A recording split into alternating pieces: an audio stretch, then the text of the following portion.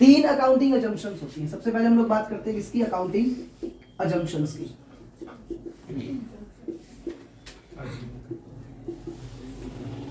Accounting assumptions कितनी होती हैं, तीन।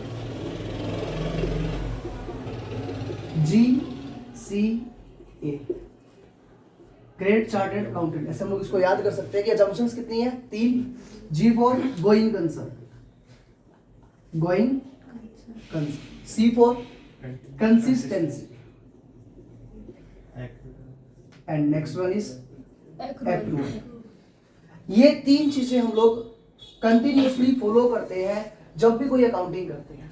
मतलब क्या होता है इसका, गोइंग कंसर्न। गोइंग कंसर्न का मीनिंग क्या है, अगर एक बार हमने बिजनेस स्टार्ट कर दिया ना, तो हमारा बिजनेस जो है वो क्या होगा, कंटिन्यूसली चलता रहेगा।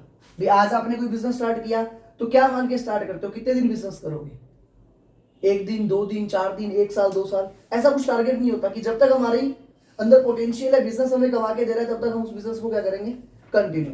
इसलिए ये क्या है, अकाउंटिंग अजम्पशन गोइंग कंसर्न, कि बिजनेस अगर एक बार स्टार्ट हुआ तो वो कंटिन्यूसली चलता ही जाएगा। जैसे बजाज स्कूटर का एक रहता था, चलता चलता और चलता ही जाए।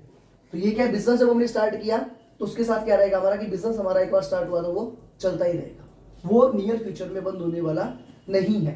तो जितनी भी हम लोग अकाउंटिंग अभी सीखेंगे वो सारी क्या आपकी गोइंग कंसर्न बेसिस पे। मान लो कोई बिजनेस बंद होने वाला है, अगर बंद होने वाला है तो फिर गोइंग कंसर्न काम नहीं करेगा वहां पे।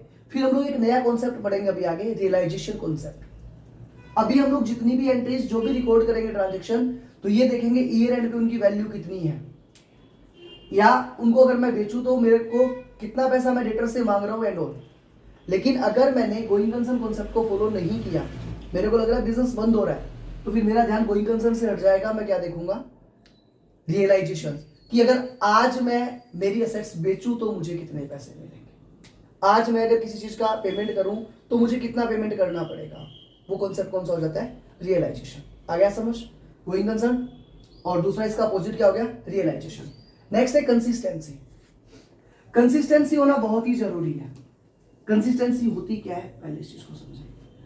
अभी आप लोगों ने जैसे डेप्रिसिएशन के कुछ मेथड्स देखे है ना, तो मेथड्स ऑफ डेप्रिसिएशन में एसएलएम और डब्ल्यूडीवी दो आपने देखे, जो मेनली आपको अभी तक पता है। इसके अंदर क्या होता है देखो, अगर मैंने एक साल एसएलएम से डेप्रिसिएशन लगाया, फिर अगले साल डब्ल्यूडीवी से, फिर एसएलएम से, फिर डब्ल्यूडीवी से, बार बार क्या कर रहा हूं मैं, चेंज कर रहा हूं मेथड। तो लोग बाग जो है वो सारे कॉमर्स फील्ड के स्टूडेंट थोड़ी ना है। ये कंपनी अपने बुक्स ऑफ अकाउंट्स बनाएगी और बना के न्यूज़पेपर में पब्लिश करेगी। अगर आप शेयर खरीदना चाह रहे हो तो आप क्या हो, इन्वेस्टर हो गए। आपको कम से कम कंपनी का फाइनेंशियल स्टेटमेंट समझ तो आना चाहिए।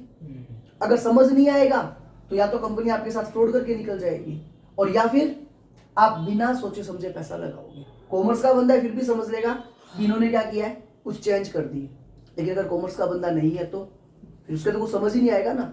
इसलिए क्या बोला गया, जब अकाउंटिंग स्टैंडर्ड्स बनाए गए उसी के साथ बताया गया कि आपको जो भी आप अकाउंटिंग पॉलिसी फॉलो करोगे वो क्या करोगे, कंसिस्टेंटली उसी को फॉलो करोगे। भाई आज मैंने कोई भी चीज परचेज की, आज मैंने एसी परचेज किया, तो मैंने अगर उसके लिए क्या सोचा कि मैं एसएलएम से डेप्रिसिएशन लगाऊंगा, तो हर साल एसएलएम को ही फॉलो करूंगा, स्ट्रेट लाइन मेथड को। अगर मैंने सोचा डब्ल्यूडीवी फॉलो करनी है तो हर साल मैं क्या करूंगा, डब्ल्यूडीवी को ही फॉलो करूंगा। ऐसा नहीं कि एक बार एसएलएम एक बार डब्ल्यूडीवी। ऐसा अगर करेंगे, अभी तो इस चीज को थोड़ा सा रिड्यूस कर दिया। पहले इसके अंदर क्या होता था कि अगर आप चेंज करोगे तो स्ट्रेट लाइन मेथड से तो कितना डेप्रिसिएशन लगा वो निकाल के लाओ, फिर वैल्यू निकालो, फिर उस पर रिटर्न डाउन की अकॉर्डिंग डेप्रिसिएशन कैलकुलेट करोगे, डिफरेंस आएगा उसको पीएनएल में ट्रांसफर करोगे। जैसे हमने पीएनएल अकाउंट बना के देखा है ना, देखते हैं उसमें खर्चे दिखाते हैं, तो वैसे ही एडिशनल खर्चा और दिखाओगे। फिर से अगर मान लो 2 साल बाद आपने वापस से चेंज कर दिया और वापस शुरू से सारी कैलकुलेशन करो, तो चीजें क्या हो जाती थी, कॉम्प्लिकेटेड, समझना मुश्किल हो जाता था। तो इन्होंने क्या बोला, कंसिस्टेंसी आपको फॉलो करनी है। एक बार जो भी मेथड आपने फॉलो किया, ईयर बाय ईयर आपका वही मेथड फॉलो होगा। आज ही सोच लो, जब असेट्स खरीद ली तब सोच लो। अब मान लो क्या हम कभी चेंज नहीं कर सकते हैं? आज मेरे को लगा स्ट्रेट लाइन मेथड फॉलो करूं, अब क्या मैं इसको कभी चेंज नहीं कर सकता? कर सकता हूं, लेकिन ऐसा कब कर सकता हूं, जब ऐसी चीज क्या हो जाएगी मुझे, required by law. Required by law इसका मतलब क्या है? जीएसटी का नाम सुना? जीएसटी से पहले वैट और सर्विस टैक्स लगता था, है ना? टोटल 13 टैक्स जो है वो मर्ज किए गए थे जीएसटी के अंदर। उसमें से कुछ VAT, service tax, entertainment tax, ये सब थे। अब आज आप कहीं जाओ, आप रेस्टोरेंट में खाना खा रहे हो, वहां उसको बोलो नहीं मेरे बिल में तू वैट ही लगा, सर्विस टैक्स लगा, तो वो लगाएगा क्या? नहीं लगाएगा। आज क्यों नहीं लगाएगा? लो ने ही मना कर दिया। इसकी जगह क्या आ गया? जीएसटी। तो वहां जीएसटी लगाना पड़ेगा। अब हमने पहले कोई मेथड फॉलो कर रहे थे, कोई चीज फॉलो कर रहे थे, कंसिस्टेंसी कहां ब्रेक हो जाएगी? जहां ऐसा चेंज करना किसके थ्रू जरूरी हो जाएगा? लो के थ्रू। अगर लो ने बोल दिया कि अब आप पुरानी चीज को फॉलो नहीं कर सकते, मतलब आप नहीं कर सकते। अब आज कोई आपको घर वाले बोल दे जो बचपन में कपड़े पहनते थे वही पहनने आएंगे क्या? नहीं ना। तो यही चीज यहाँ पे है कि ये जो टैक्स पहले चलते थे, अब तुमको वो टैक्स लगाना है, कैसे लगाएंगे? गड़बड़ हो जाएगी ना ये चीज। तो कंसिस्टेंसी फॉलो करना जरूरी है। चेंज हो जाएगी पॉलिसी के अंदर, अगर चेंज करना चाहेंगे तो कब हो जाएगी? अगर ऐसा चेंज करना लो ने कंपलसरी कर दिया। या फिर कब होगा? अगर हम लोग ऐसा चेंज करें, हाँ भाई, अगर हम लोग ऐसा कोई चेंज करें, वो चेंज करने के कारण क्या होगा? ज्यादा सही प्रॉफिट और लॉस निकल के आ रहा हो। भी पहले मैं कोई मेथड ऐसा फॉलो करा था जिसके कारण सही प्रॉफिट और लॉस नहीं आ रहा था, बट अब मुझे क्या लग रहा है कि नहीं, मुझे और सही प्रेजेंटेशन देना है, तो उस केस में फिर मैं क्या करूंगा? चेंज कर दूंगा। आगे बात समझ। और एक्रूवल, अब एक्रूवल क्या होता है? बेसिस ऑफ अकाउंटिंग पढ़ते हैं हम लोग। एक होता है कैश बेसिस और एक होता है एक्रूवल बेसिस।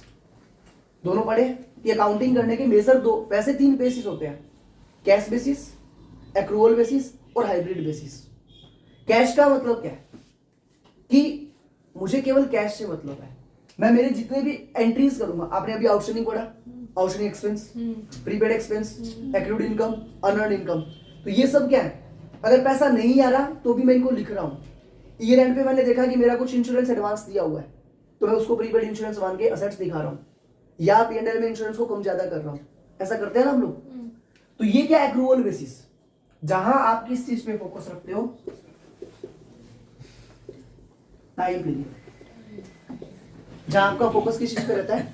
Time period. मतलब अगर मेरा ईयर स्टार्ट हुआ 1 अप्रैल 23 से, तो एंड कब होगा? वो 31 मार्च 24। इसके बीच में अगर कोई भी ट्रांजेक्शन इस पर्टिकुलर पीरियड से रिलेटेड है तो उसको मुझे रिकॉर्ड करना पड़ेगा, चाहे वो कैश में हो या ना हो।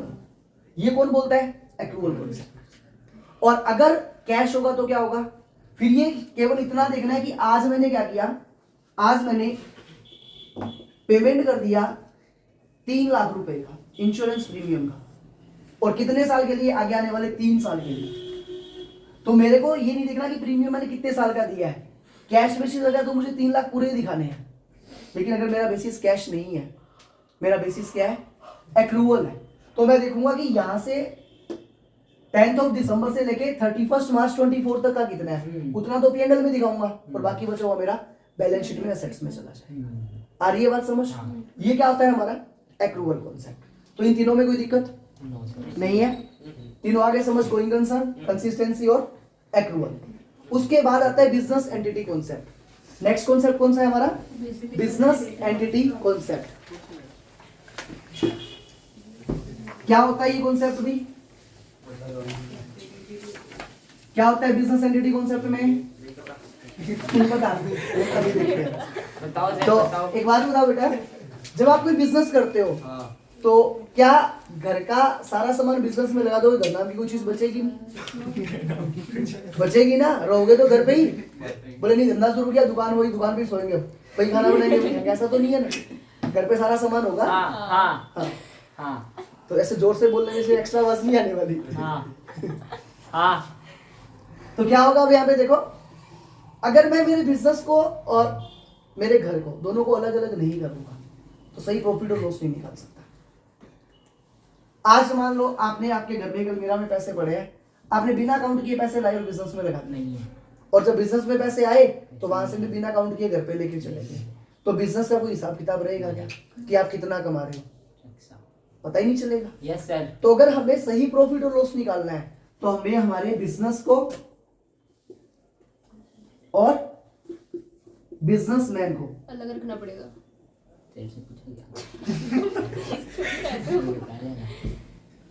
बिजनेस और बिजनेसमैन दोनों को क्या करना पड़ेगा?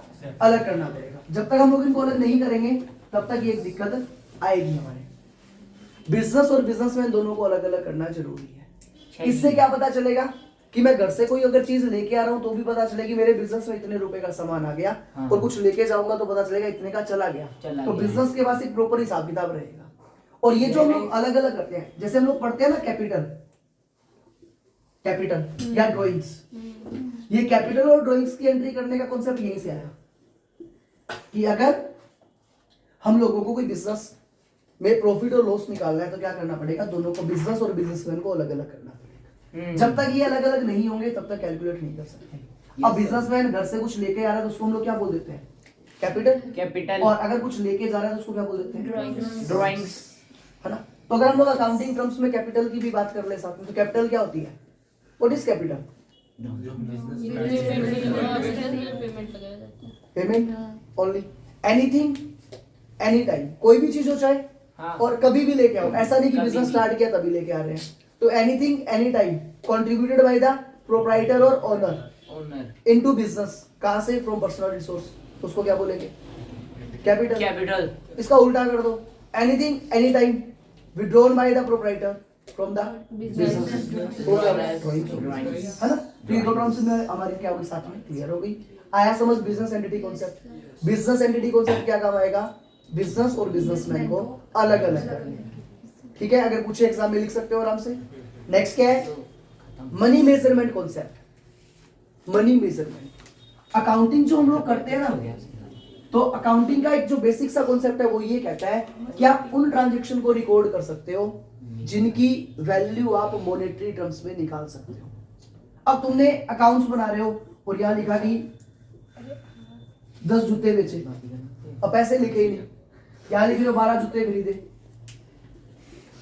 हाँ 12 जूते, क्या नानी, 10 जूते बेचे 12 खरीदे, तो पता चलेगा क्या हो रहा है, नहीं ना, तेरे भी नहीं पता चला क्या हो रहा है, तेरे पापा को बता। मैं कह रहा हूँ कि हमने क्या किया, 12 जूते खरीदे, 12 जूते खरीदे और 10 क्या किए, बेच लिए।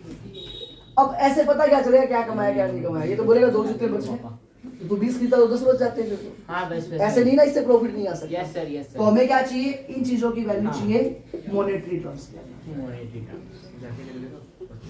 मॉनेटरी टर्म्स के अंदर हम लोग क्या करेंगे, इनकी वैल्यू निकालेंगे। जब तक मॉनेटरी टर्म्स में वैल्यू नहीं निकलेगी हम लोग सही से प्रॉफिट और लॉस कैलकुलेट नहीं कर सकते। रुक जा, थैंक यू सर। हाँ, तो मनी मेजरमेंट के अंदर क्या होगा, जो भी ट्रांजैक्शंस हैं उनकी वैल्यू हमें क्या होनी चाहिए, मॉनेटरी टर्म्स में पता होनी चाहिए। अगर मॉनेटरी टर्म्स में वैल्यूज नहीं पता चलेगी तो हम लोग उनको कैलकुलेट नहीं कर पाएंगे। नेक्स्ट जो आपका कॉन्सेप्ट आता है वो आता है accounting period concept. Accounting period, रुक जा, अकाउंटिंग पीरियड के अंदर क्या आएगा, अकाउंटिंग पीरियड में हम लोग देखेंगे कि हमें जो भी प्रॉफिट और लॉस निकालना है या हमें हमारे बिजनेस का असेसमेंट अगर करना है, हमें ये देखना है कि प्रॉफिट हो रहा है कि लॉस हो रहा है, वो करने के लिए हमें पूरी लाइफ ऑफ बिजनेस को कुछ पार्ट्स में डिवाइड करना पड़ता है।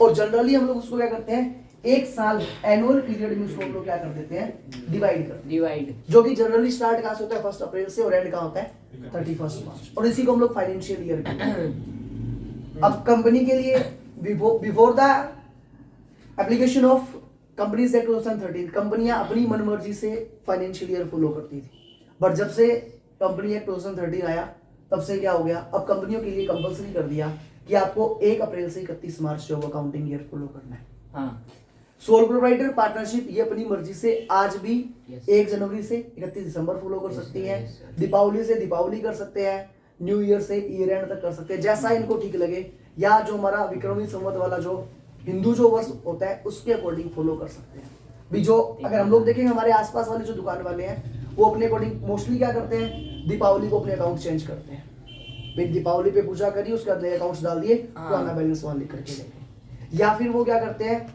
जो अपना विक्रमी हिंदू नव वर्ष है वहां से चैत्र शुद्धि एकम से वो क्या करते हैं, अपने एनुअली अकाउंट्स चेंज करते हैं। आ रही है बात समझ?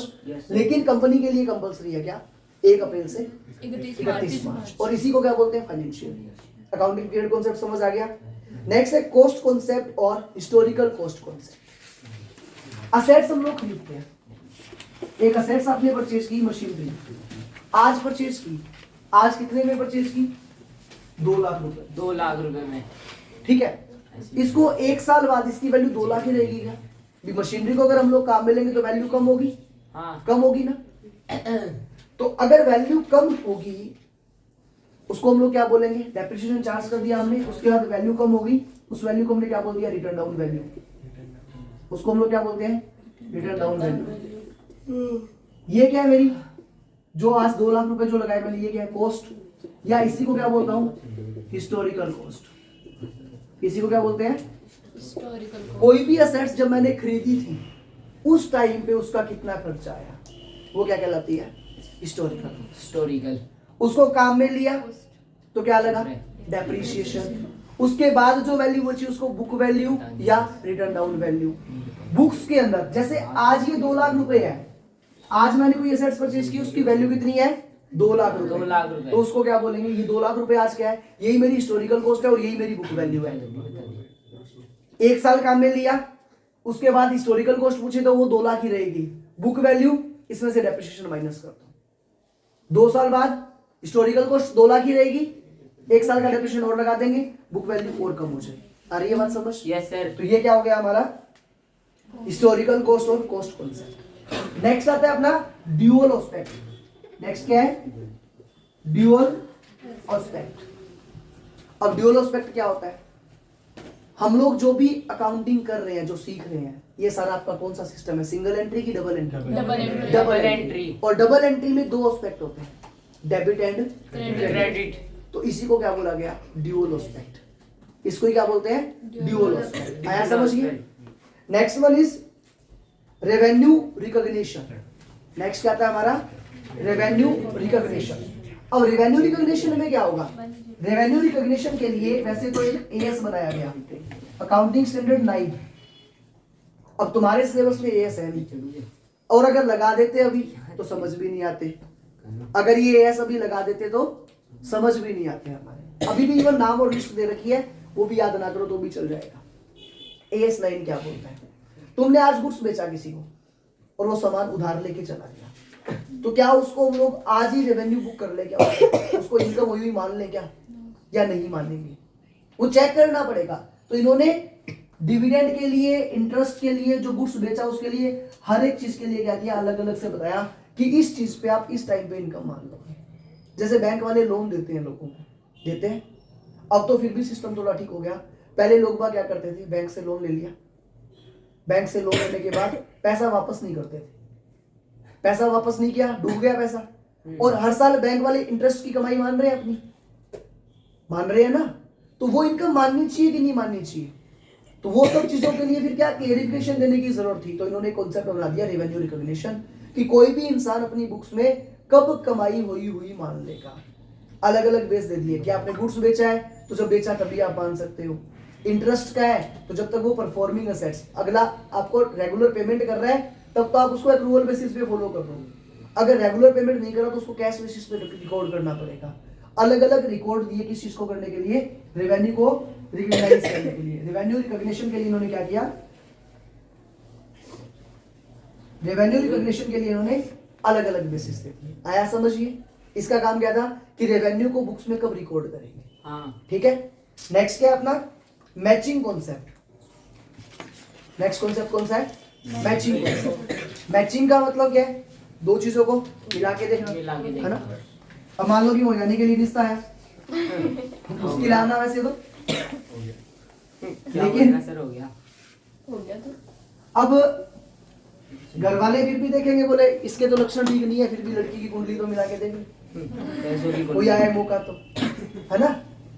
कुंडली बेटा ऐसी रुक तू।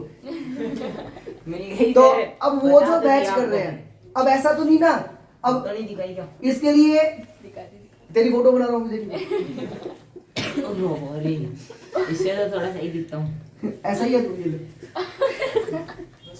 बिना काम करेगा, काम नहीं लगाओगे नहीं होगा। मैं स्टेशन अमेज में छोड़ के अब क्या आया? इसके लिए रिश्ता आया, तो जिस लड़की का रिश्ता आया कुंडली तो उसी से मिलाओगे ना। से अब ये क्या कह रहे हैं? अब ये कह रहे नहीं पापा इससे कुंडली नहीं मिला, नहीं मिल गई है। दादी की फोटो लाओ, उसकी उससे मिला के देखो। दादी तो ऐसे तो नहीं चलेगा ना, नहीं है?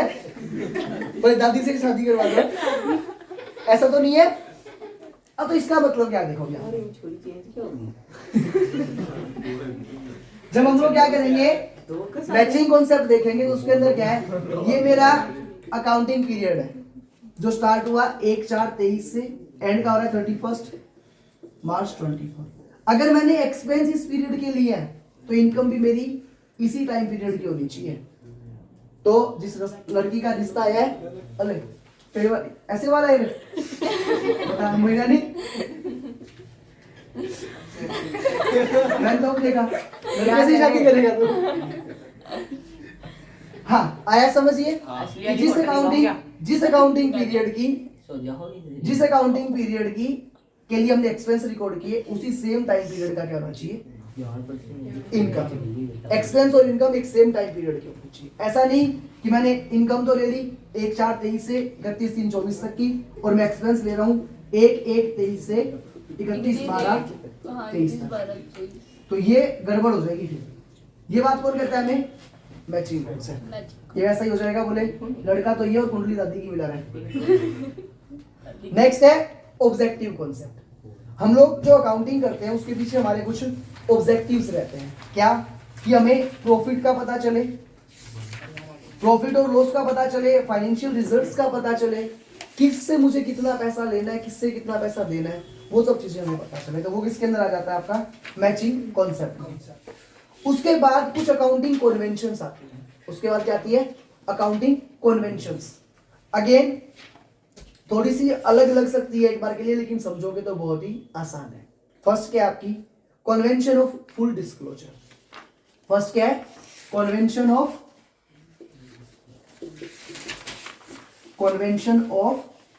Full disclosure.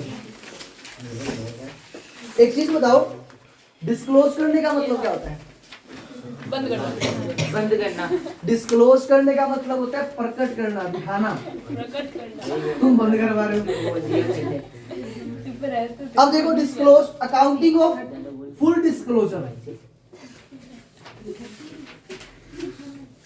फुल का मतलब क्या, वो पूरा। पूरा। अब अकाउंटिंग ऑफ फुल डिस्क्लोजर के अंदर क्या आएगा, आपने जो अकाउंटिंग करी है ना उसके बारे में जितनी भी बातें आपने मानी है वो सारी चीजें आपको साथ में लिखनी है। जैसे कि एक वर्ड आया कंटीजेंट लायबिलिटी, सुना है?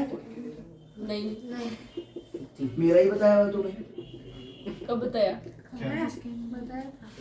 कंटीजेंट लायबिलिटीज एक दिन ही 3 दिन बताया हुआ है। 3 दिन बताया। कंटीजेंट लायबिलिटीज का मीनिंग क्या होता है, एक होती है कंटीजेंट असेट्स। तो अगर कोई चीज हमारे कंट्रोल में नहीं है,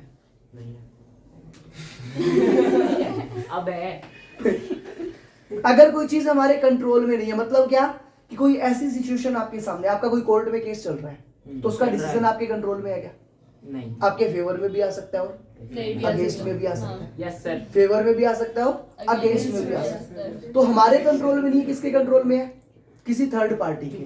अगर किसी चीज की हैपनिंग और नॉन हैपनिंग डिपेंड करती है किसी थर्ड पार्टी पे तो उसको बोलते हैं कंटीजेंसी। उसको बोलते हैं कंटीजेंसी। कंटीजेंसी हमने इंश्योरेंस में भी पढ़ा है, कॉन्ट्रैक्ट ऑफ इंडेमनिटी पढ़ा ना, हाँ। वहां पे कंटीजेंसी रहती है ना। अब किसी ने हेल्थ इंश्योरेंस ले लिया, जरूरी है वो बीमार हो गई, नहीं। तो वो क्या कंटीजेंसी है। अगर बीमार हुआ तो पैसा मिल जाएगा, नहीं हुआ तो नहीं मिलेगा, नहीं मिलेगा। कंटीजेंसी हो गई ना। तो ये क्या है कंटीजेंसी, अगर कोई चीज हो भी सकती है और नहीं भी हो सकती है और वो आपके कंट्रोल में नहीं है। आपका बीमार होना आपके कंट्रोल में है क्या? हाँ। आज सोचो कि आज मैं बीमारी होऊंगा तो हो जाओगे कल। ओह। हाँ, तूने कितनी बार सोचा कि कोविड हो जाए, हुआ?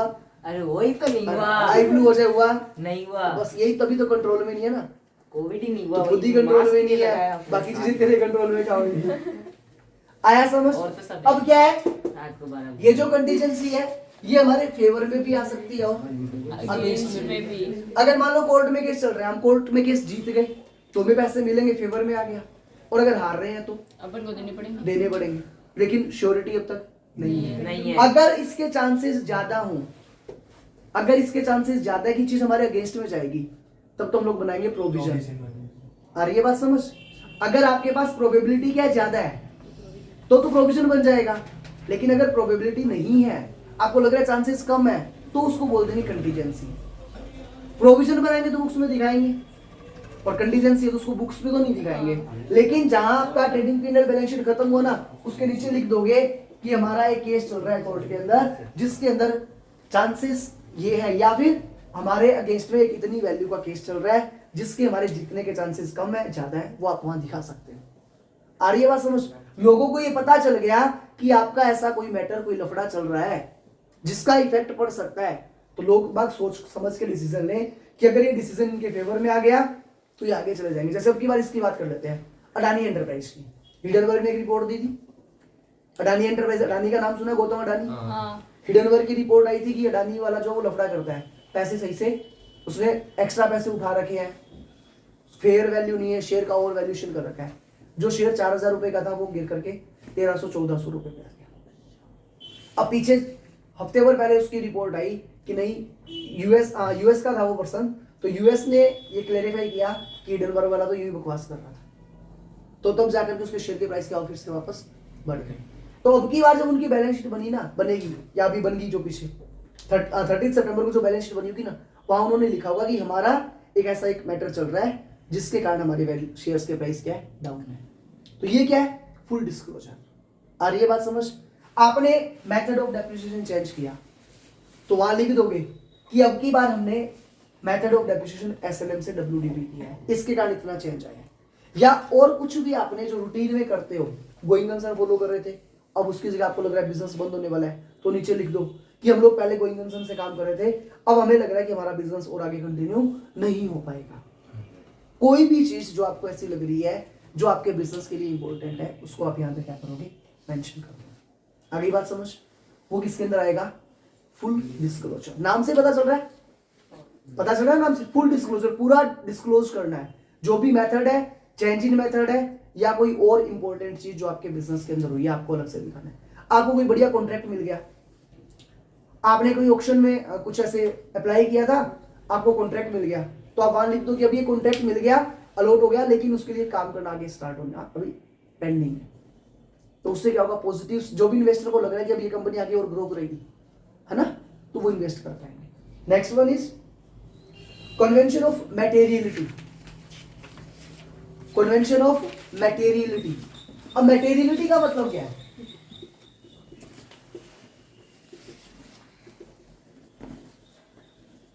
मटेरियलिटी का मीनिंग क्या है?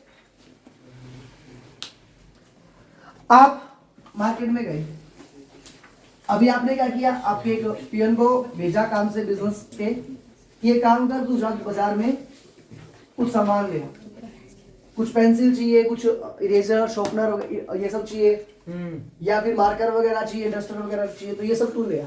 वो क्या कर रहा है, कुछ 2 रुपए के, 4 रुपए के, 5-10 रुपए की अलग अलग आइटम ले आया, और अलग अलग दुकान से लेके आया, घूम घूम के, बोले हाँ अलग अलग डिजाइन देख के लाऊंगा। सारा सामान मिला करके कितने, 300 रुपए का आइटम ले आया वो 50। अब इन 50 आइटम के लिए अलग अलग एंट्री पास करोगे क्या? नहीं, फिर तो यही काम करते रहेंगे। आ रही है बात समझ? कि ऐसी चीजें जो सिग्निफिकेंट नहीं है, ऐसी चीजें जो सिग्निफिकेंट नहीं है, उनको तो हम इग्नोर ही कर देंगे, और जो लेस मटेरियल, कम मटेरियल वाली है, उनको जोड़ करके एक साथ दिखा देंगे। आ रही है बात समझ? भी आपने मान लो कि आज ऑनलाइन पेमेंट किया 128.95 का, तो कह रहे हैं इस 128.95 को ना दिखा के हम लोग कितना दिखा दें, 129 दिखा दें।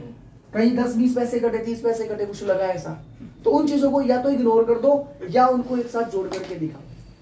चीजें मटेरियल है उनको दिखाओ, जो चीजें मटेरियल नहीं है, इंपॉर्टेंट नहीं है, उनको क्या कर दो, इग्नोर। अब एक बंदा जिसका अरबों का बिजनेस है, अरबों का बिजनेस है, वो क्या कह रहा है कि बोले 10 रुपए खर्च हो गए, 10 रुपए नहीं मिल रहे, तो उसको लेके बैठा रहेगा, इग्नोर कर देगा उस चीज को। सर ये मेरा नाम ले रहे हैं, तेरा तो दूसरी से कहीं नाम आएगा बेटा। पता है। नेक्स्ट क्या है, कन्वेंशन ऑफ कंजर्वेटिज्म और प्रूडेंस। नेक्स्ट क्या है, कन्वेंशन ऑफ कंजर्वेटिज्म और प्रूडेंस। इंपॉर्टेंट कॉन्सेप्ट है ये। क्या होता है अभी देखेंगे,